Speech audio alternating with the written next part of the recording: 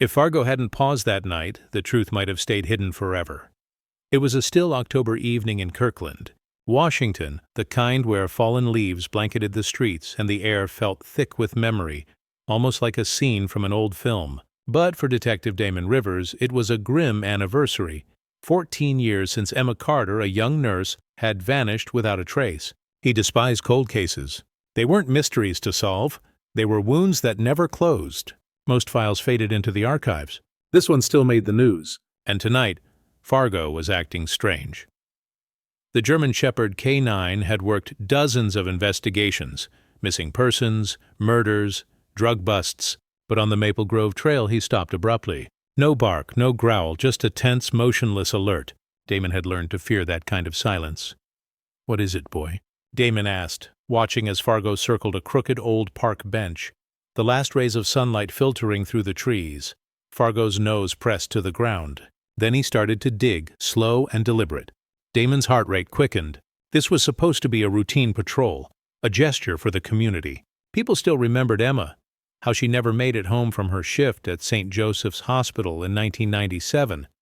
Her mother, Linda, still lived in the same house, still left the porch light on every October 15th.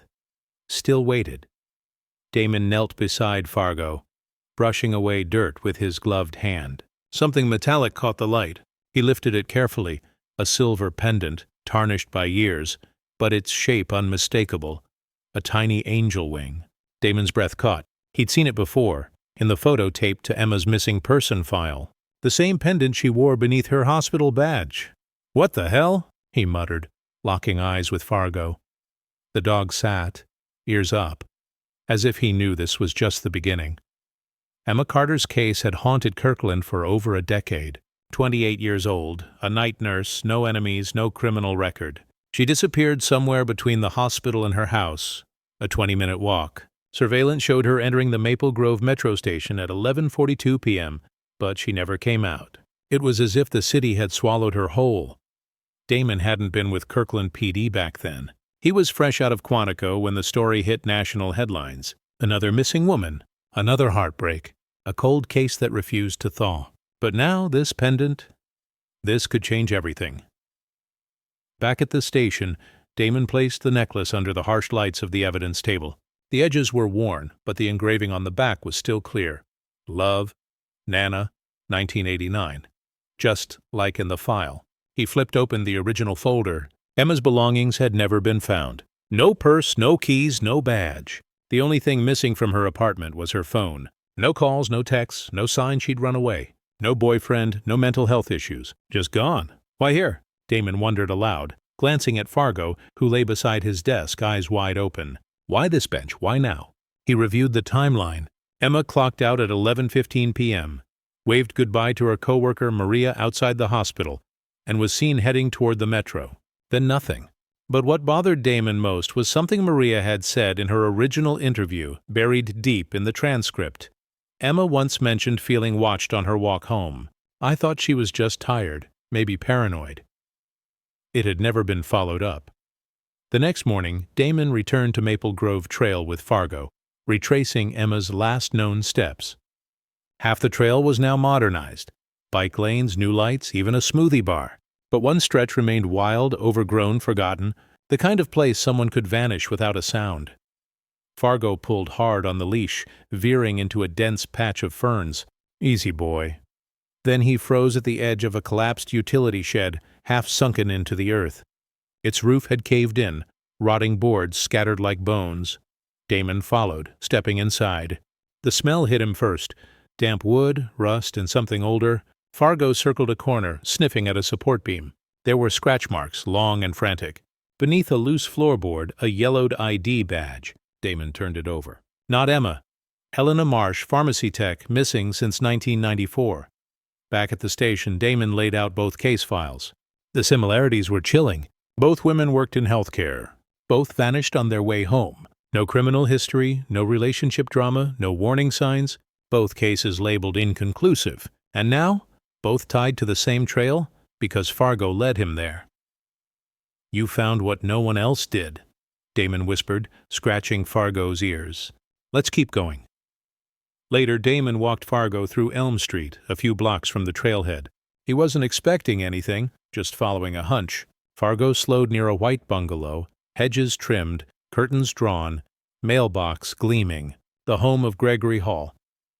Hall had lived there since 1986, worked as a data manager for a regional insurance company. No criminal record, no complaints, just another face in the neighborhood. But Fargo wouldn't budge. His hackles rose, breath short, eyes fixed on the backyard. Then he started to growl, low and steady. Fargo didn't bark. He just stood, muscles tense, staring at the garden bed behind Hall's house. Damon hesitated. His instinct said it was nothing, just another yard. But Fargo didn't freeze for nothing. The dog lowered his nose to the edge of the raised soil. One sniff, two, then he began pawing at the grass, urgent. "Okay, easy," Damon whispered. No search warrant, no probable cause, just a gut feeling and a dog who never missed. Damon pulled Fargo back. He wouldn't risk a rookie mistake. But something inside him, something trained, told him this place wasn't right. He walked to the front door and rang the bell. Gregory Hall answered, dressed in pressed khakis and a beige cardigan, hair graying but neat, glasses, calm, smiling. "The kind of neighbor you'd trust with your mail." "Detective Rivers, Kirkland PD," Damon said, showing his badge. "Mind if I ask you a few questions about a case we're reopening?" Hall adjusted his glasses. "Of course, though I'm not sure how I can help." "It's about a woman who went missing years ago. Emma Carter lived about 5 blocks from here." Hall nodded. "The nurse?" "Yes, I remember the flyers. Tragic. Did you know her? Ever see her around?" Hall shook his head.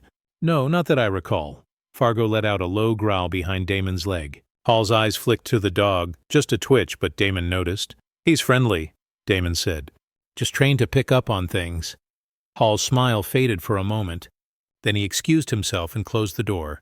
That night, Damon filed a request for surveillance on Hall. He didn't have hard evidence, yet, but something about Hall set his nerves on edge. Fargo knew. Damon could feel it. He stayed up late, reviewing both cold case files, Emma Carter, 1997, and Elena Marsh, 1994. No direct connection, except now the ID badge in the shed said otherwise. Both healthcare workers. Both lived alone. Both vanished within 2 miles of Maple Grove Trail. Then Damon found something in the old interview logs. A third name. Julie Harmon, a student nurse, reported being followed home from her internship in 1997. She described a man, mid-40s, clean-cut, driving a white sedan. He never spoke, just followed. The case was closed as inconclusive. Damon checked vehicle records. Gregory Hall had owned a white Chevy Lumina that year. Sold it in early 1998. "You've been hiding a long time," Damon muttered. The next morning, Damon visited Linda Carter. Her living room was frozen in time, same wallpaper, same school portraits. The only new thing was a flickering digital candle in the window, replacing the real one she used to light every October. "I found something," Damon said, placing the pendant on her table. Linda's hand flew to her mouth. "This was hers." "My mother gave it to her for confirmation. Emma never took it off." "We found it near the trail," Damon said gently. "We think it was dropped the night she disappeared." Linda blinked away tears. "You think she was taken from there?" "We don't know yet," Damon replied. "But I believe the person responsible may still live nearby." Linda's eyes narrowed. "It was someone who knew her, or someone who watched her long enough to learn her habits." She looked out the window. "It's been 14 years, Detective. You think you can find him now?" Damon nodded. Fargo already did. By midweek, the department approved limited surveillance on Hall's home. Damon and Fargo worked the night shift from an unmarked car down the block.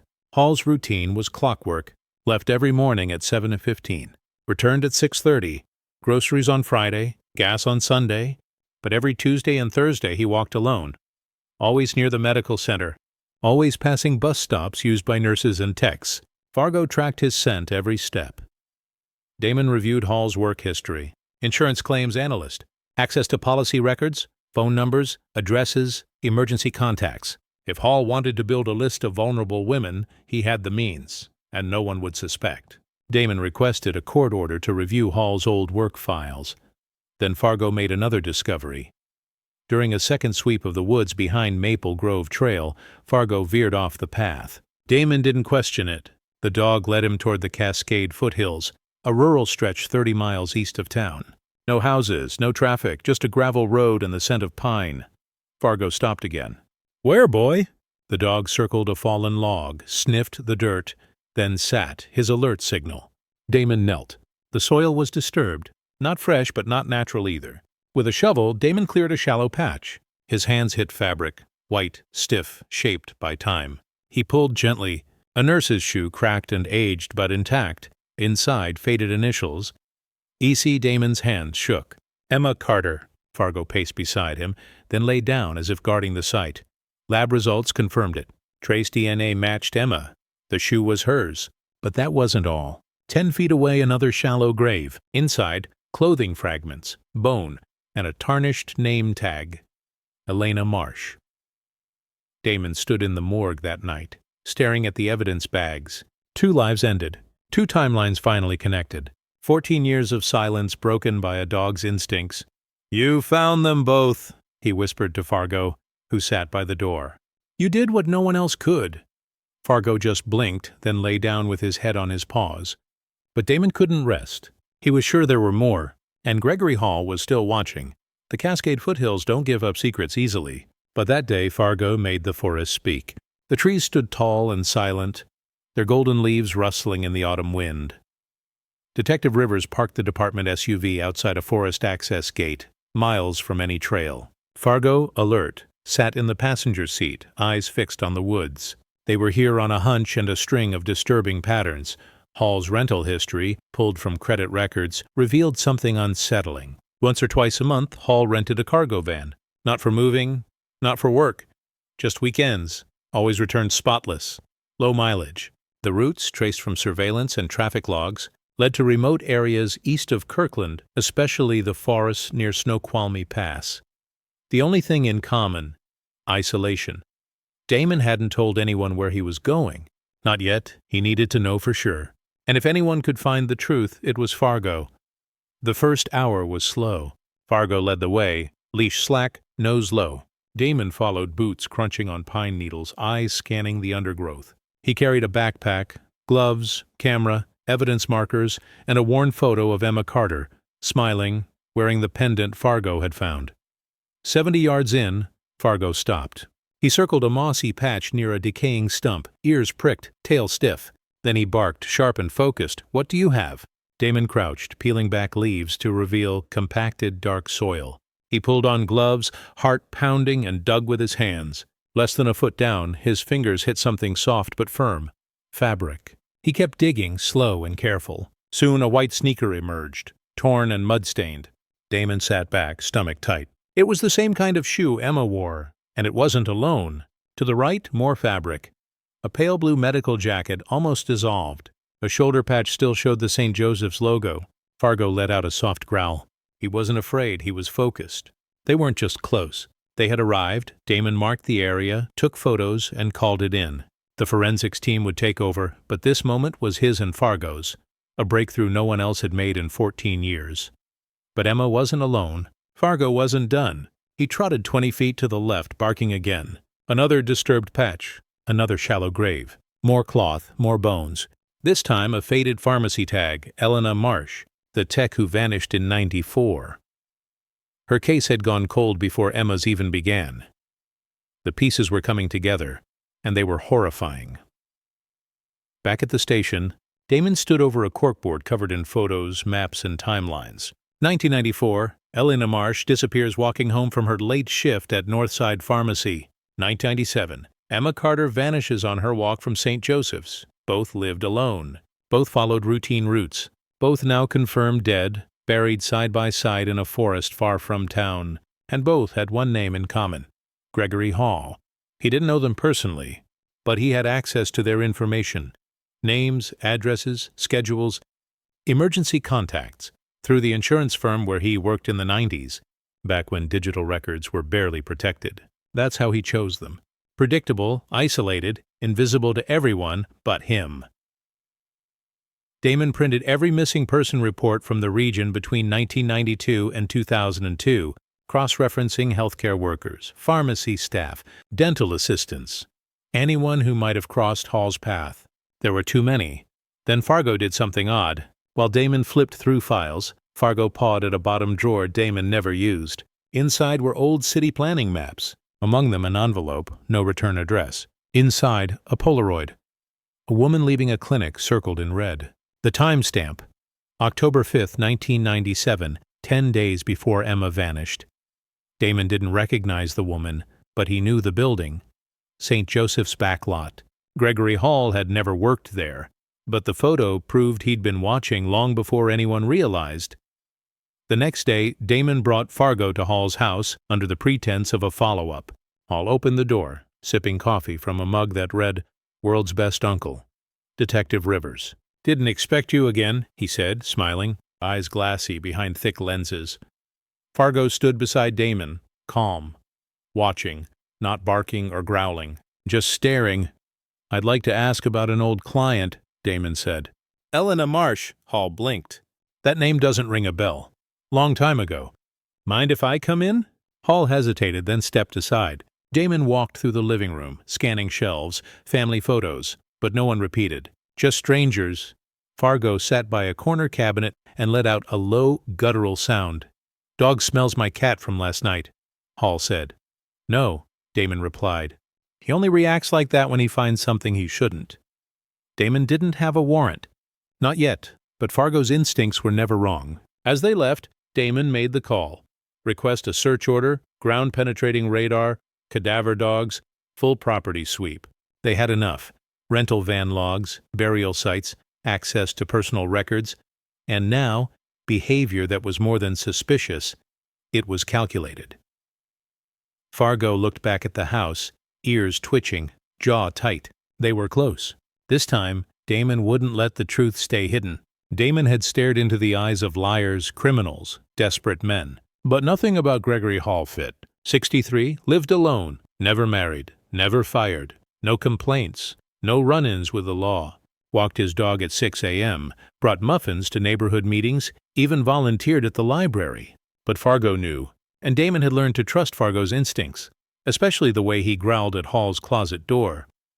Back at the station, Damon reviewed what little they had. Hall had worked for Northridge Insurance in the late 90s. Back then, files were paper. Easy access if you had clearance. Damon subpoenaed Hall's employment records and dug deeper. Hall was in charge of data entry for healthcare clients. Nurses, lab techs, pharmacists, people like Emma and Elena, both of whom had insurance through Northridge. Damon felt a chill. It couldn't be coincidence. They secured a warrant. It took 48 hours, but when it came through, Damon and a small team returned to Hall's house at dawn. Fargo led the search, nose twitching. The closet door he'd growled at had a false panel behind winter coats. Behind it, a locked drawer. It opened with a screwdriver. Inside were photographs. Dozens. Grainy, distant shots of women walking, most unaware they were being watched. Some at bus stops, others at stores. One was unmistakably Emma Carter in her nurse's scrubs, stepping off the light rail. A separate envelope held handwritten notes, meticulous and chilling. EC leaves hospital at 11:20, walks alone, still wearing pendant. Too trusting. The handwriting was steady, calculated. EM closes at 9, takes alley behind 5th, keys in left pocket. The initials matched the victims. It wasn't just stalking. It was profiling. Damon felt sick. There were more names. Some familiar, some not. Fargo sat in the center of the room, silent, as if he understood the weight of what they'd found. Hall wasn't impulsive. He was a planner, a predator. They brought Hall in for questioning. Damon sat across from him, watching his hands, too steady for someone just exposed. "I don't understand what this is about," Hall said calmly. Damon didn't bite. "Do you remember Emma Carter?" Hall tilted his head. "That was the girl who went missing, right?" "Terrible. She had a policy through your company. You entered her data. You knew her address. I handled hundreds of files. You can't expect me to remember." "We found your notes," Damon cut in. "We found the photos," Hall paused. "I'm a photographer. I do street work. I like capturing quiet moments." "Do you usually document people's routines and which pocket they keep their keys in?" Hall didn't answer. Through the glass, Fargo was visible, ears twitching. Damon changed tactics. He showed Hall a photo of Emma's pendant, then the nurse's badge from the shed. "Look at these," he said. Hall didn't. Instead, his gaze drifted to the mirrored wall, toward Fargo. "There's something different about that dog," Hall said softly. Damon didn't flinch. "His name's Fargo. He finds things," Hall smiled thinly. "Some things should stay buried." It wasn't a confession, but it was close. The DA was watching. The next morning, Damon called Hall's retired supervisor, Carol Whitmore, now living in Boise. Her voice trembled as she recalled incidents that now seemed sinister. "He was always polite, but odd. Knew too much about female clients. I once saw him writing in a notebook that wasn't work-related. He said it helped him remember birthdays for better service. I believed him." She didn't anymore. The investigation grew. Damon mapped the victims and possible targets. All lived within a 20-mile radius. All walked alone. All used the same metro line. Most had insurance through Northridge between 1992 and 1998. It was a net Hall had built, quietly for years. Fargo sat beneath the board, tail curled, eyes scanning the room. That weekend, lab reports came back. Fibers from the shed matched Emma's uniform. Soil from Hall's backyard matched the mud on the pendant.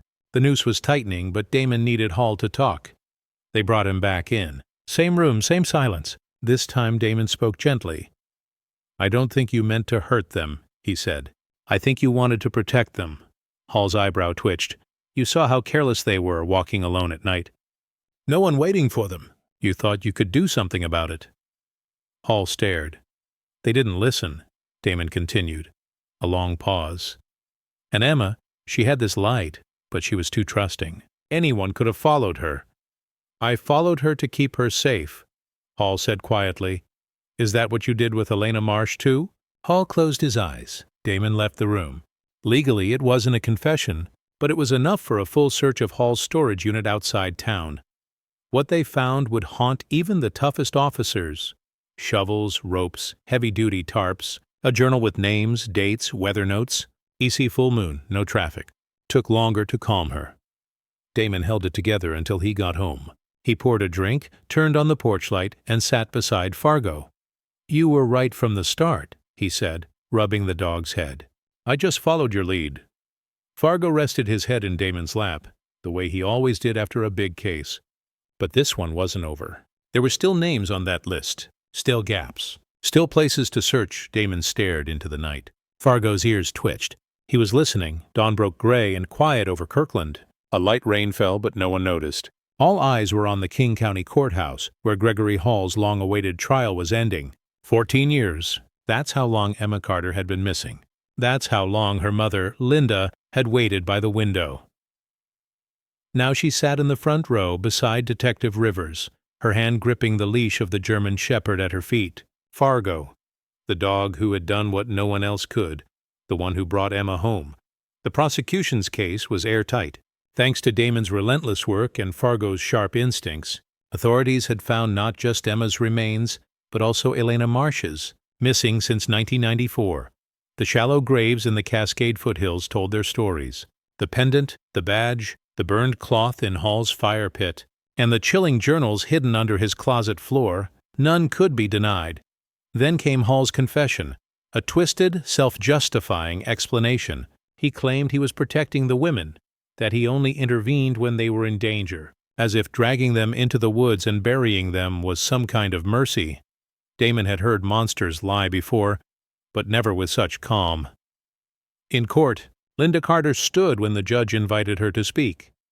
"My daughter was a nurse," she said, voice steady but raw. "She saved lives. She volunteered on weekends. She baked cookies for the neighbors every Christmas." She paused, eyes meeting Hall's. "She was brave and kind, and she walked that trail home for years without fear, until the day you decided she needed protection." Her voice cracked, but she stood tall. "You didn't protect her. You stole her. You buried her. And you left me to die a little more every day for 14 years. In the silence, Fargo stood and pressed his head gently against her leg, as if he understood. The judge sentenced Gregory Hall to life without parole. Outside, reporters crowded in the mist, microphones pointed at Damon. He said little. He just looked at Fargo and said, "He's the real hero." A few weeks later, a memorial was held at Maple Grove, near where Fargo found the first clue. The community turned out in force. Nurses from St. Joseph's lined the walkway with candles. Children carried white roses. Damon stood near the old bench, hands in his pockets, Fargo at his side. He'd seen a lot in his career. Drug busts, hostage calls, heartbreak, but nothing like this. This felt like closure. After the crowd thinned, Linda approached with a small wooden box. "I want you to have this," she said. Damon opened it. Inside was Emma's angel wing pendant, cleaned and polished, the engraving still clear, "Love, Nana." 1989. "She wore it every day," Linda said. "I think she'd want the one who found it to keep it." Damon swallowed, glancing at Fargo. The dog's ears flicked, as if listening. "I'll make sure it's respected," Damon said quietly. Always. In the weeks that followed, life slowly returned to normal in Kirkland. Linda stopped leaving her porch light on. Damon cleared his evidence board for the first time in years. And Fargo? Fargo napped in the sun, but never strayed far from Damon's side. Until one afternoon, early spring, the air crisp but warming. Damon was sipping coffee on the porch when Fargo froze at the edge of the yard, head tilted, ears up. Then he looked back at Damon, just like the night he found the pendant, as if he was listening to something only he could hear. Damon set down his mug and stood. "What is it, boy?" Fargo barked once. Then again. Moments later, Damon's phone rang. A new case, a missing college student from Redmond. Same trail, same time of night. Damon clicked his tongue. Fargo came running. "All right, partner, let's go. Because some stories don't end. Some legacies just begin again. Thank you for following this journey. The story of Damon and Fargo, of justice, grief, and loyalty, reminds us that some bonds are stronger than silence, and even the coldest cases can still find the truth.